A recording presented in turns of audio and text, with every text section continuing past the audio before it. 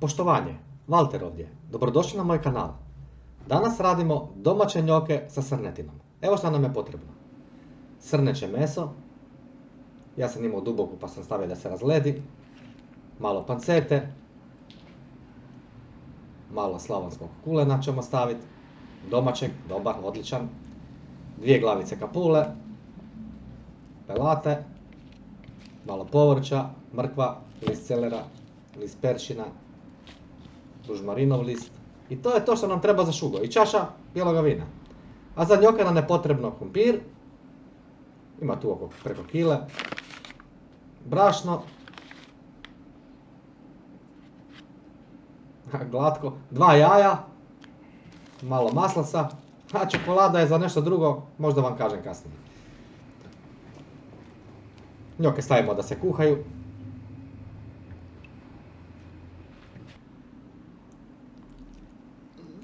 Meso smo narezali na veće komade. Vidite kako je lijepo meso. Odlično. Povrće smo sitnili, kapulu smo narezali, to sam vam skratio da ne snimam uvijek jedno te isto, znači kapulu na sitno, lisnato povrće na sitno isto, mrkvu na kockice male, sve smo lijepo usitnili, evo i celer, i peršin, i mrkvu, i kapulu, sve zajedno spremno za kuhanje. Na ulju prepržimo meso do brahno sa svih strana.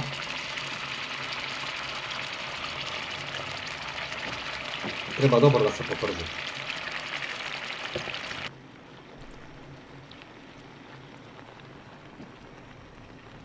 Krumpir nas se tu kuha. Kad se s jedne strane malo popržilo, okrenemo.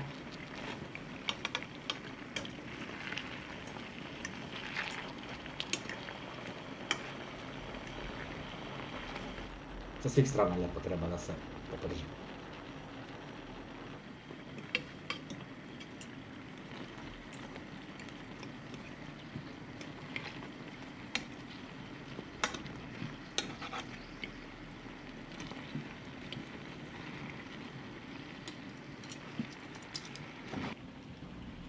U međuvremenu dok se meso prži, pancetu i kulen nasjeckamo na kockice.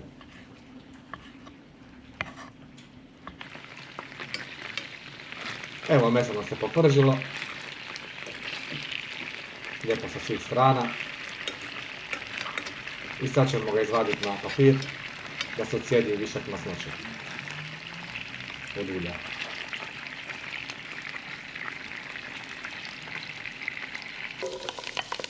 Na masnoći koji se pržilo meso ubacimo sitno sjeckano povrće da se dinsta, lijepo treba dobro da se dinsta.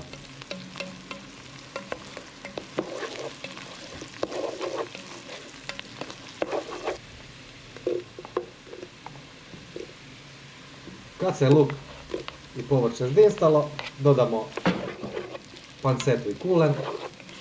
Kako lijepo miriši. Ja ne znam kako vi, ali ja sam već sad gladan. Dodamo jednu jušnu žlicu brašna, pomiješamo dobro. Kad se to poprži, jel?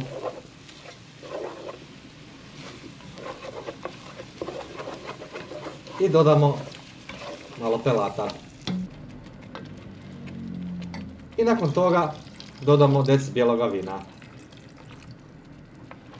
Pošteni dec, jel?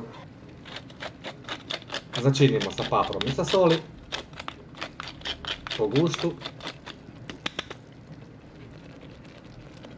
I kad smo to sve začinili, vratimo meso unutra. Moraju biti ovako veći komadi.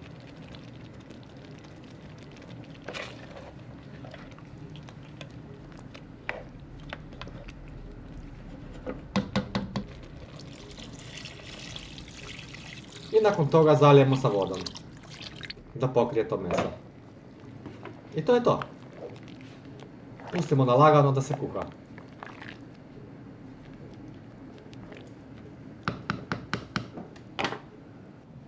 Ajmo radit njoke. Maslac moramo rastopiti. To smo stavili da se tamo rastopi. U brašno dodamo 2 jaja. Vidite otprilike koliko sam brašna ja stavio. I posolimo ovako. 2 prsta hvata soli. Maslac nam se rastopio. Pustit ćemo ga tako. Krumpir kad nam je kuhan, moramo ga oguliti normalno. Pazite, jako je vruć. Polako samo. Dodamo rastopljeni maslac.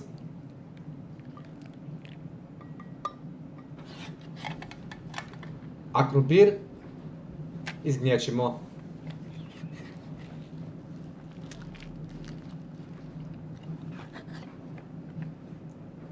Jako je vruć. Kad smo to napravili, malo ga rastegnemo da se mrvicu pothladi, ne previše, ali malo da se rashladi da možemo raditi s njim.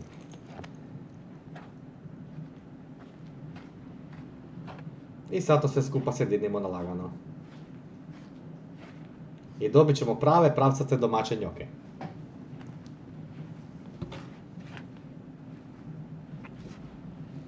To vam ne moramo govoriti kako su dobri.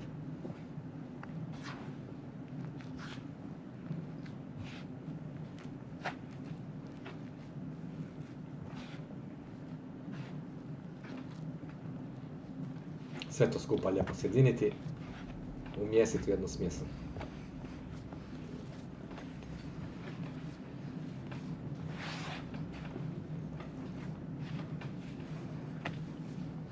Ne treba puno, bitno da se sjedini sve skupa.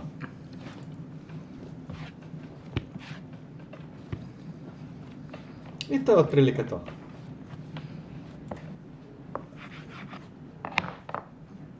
I tako malo odvojimo jedan komad i razvaljamo ovako u jednu kobasicu, ajmo mi to tako nazvati.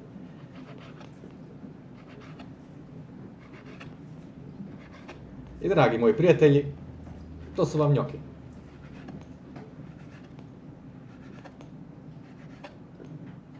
Ponovimo proceduru dok sve to skupa ne oblikujemo u njoke. Evo, pogledajte kako izgledaju.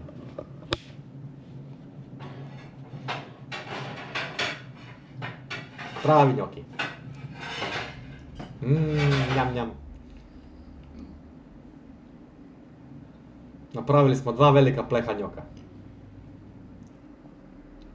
A ovo što mi je malo ostalo ćemo iskoristiti kasnije za njoke sa marmeladom. Zato je ona čokolada s početka videa, ali to je neki drugi recept, to ćemo možda drugi put. Voda mora da nam se zakuha za njoke, šugo se polako privodi kraju. Dosta dugo se već kuha. Pogledajte kako je lijepo došlo. Kako je lijepo miriše. Kada je voda zakuhala, njoke stavimo da se kuhaju.